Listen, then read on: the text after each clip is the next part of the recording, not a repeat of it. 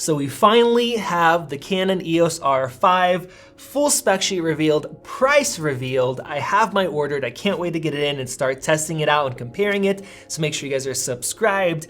With that said, after the initial review videos, people that have had them for months or maybe weeks or a week, after that came out, we also got some other leaked info. I found this on Facebook that I wish some of those reviewers talked about. I know a couple of the guys just briefly touched on it, but this info should have been available. It's straight from Canon. This is not some, somebody made this up. This is straight info from Canon. And I wish people talked about it because everybody that is considering or that ordered an EOS R5 has to know this. And not only is it about overheating, how long it takes, but it even gets worse. Now, before I get into this info and show it to you guys, I want to say that I'm actually putting a side-by-side sheet together with everything we know about the A7S III, everything that was recently revealed in an interview, stuff that's actually leaked out, to give you guys a nice, clear image of what the comparison is going to be like. So if you guys want to see that video, that will be out tomorrow. Make sure you guys have those notifications enabled and you guys are subscribed. There's pros and cons with both systems. I think so you guys are going to be surprised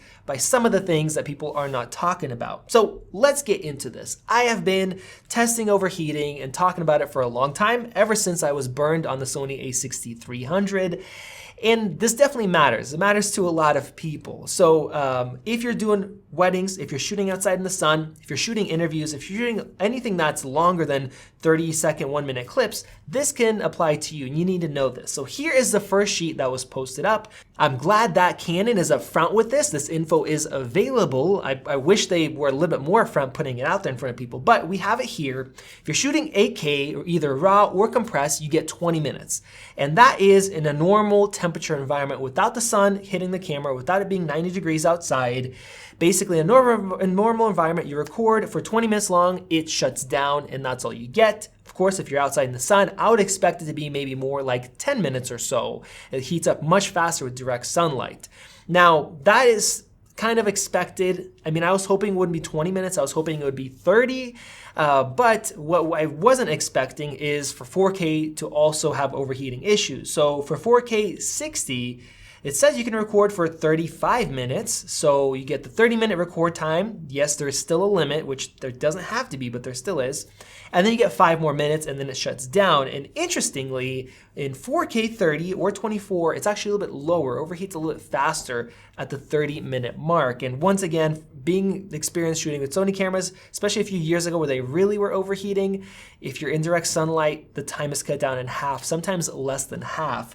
So for my a6300, I would get about 45 minutes, definitely better than this, and that's going from 6K down to 4K oversampling. If I'd go outside, sometimes it'd be 15 minutes if it's 90 degrees outside with direct sun. It was terrible. But then I'd let it cool down for a couple minutes, pop in a new battery, and that would be good. And this is where this gets much worse. So we have the specs for overheating.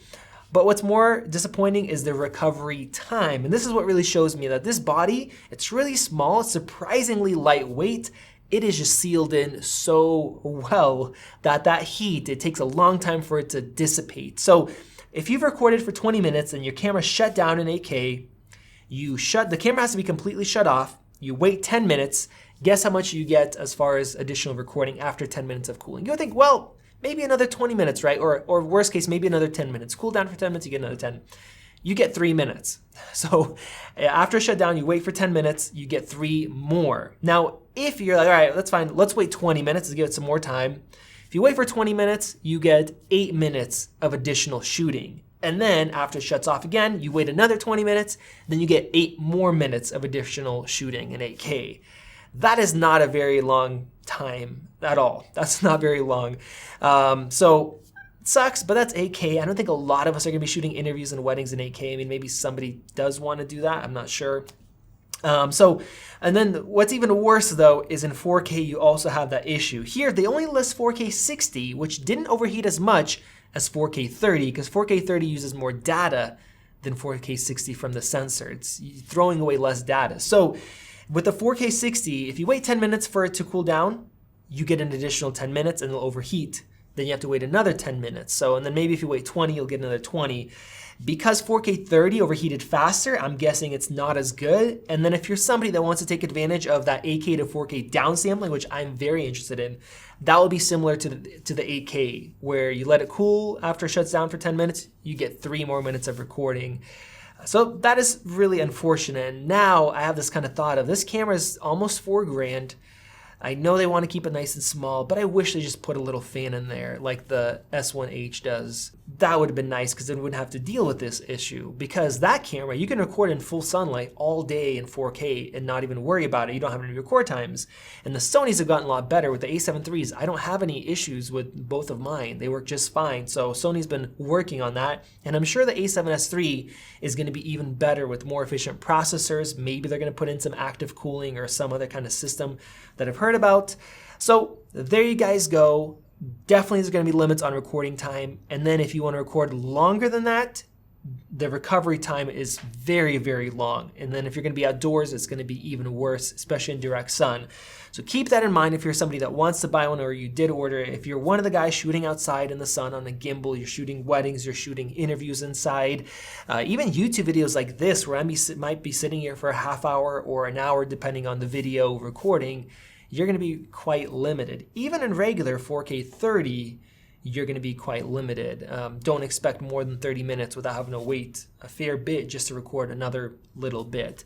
So there you guys go. Make sure you guys are subscribed and with notifications enabled if you want to see that side by side of all the specs that we know, and then we can have a good guesstimate and realistic specs for the A7S III, everything they recently talked about, and how it'll compete. There's definitely strong suits with both of these cameras. The EOS R5 has a lot of advantages. The Sony will have a lot of advantages. It's not going to have 8K, but not everybody needs it. Most people don't need it. So that was going to be available tomorrow. Let me know your thoughts down in the comments section. This has been Max, and I will see you in the next video.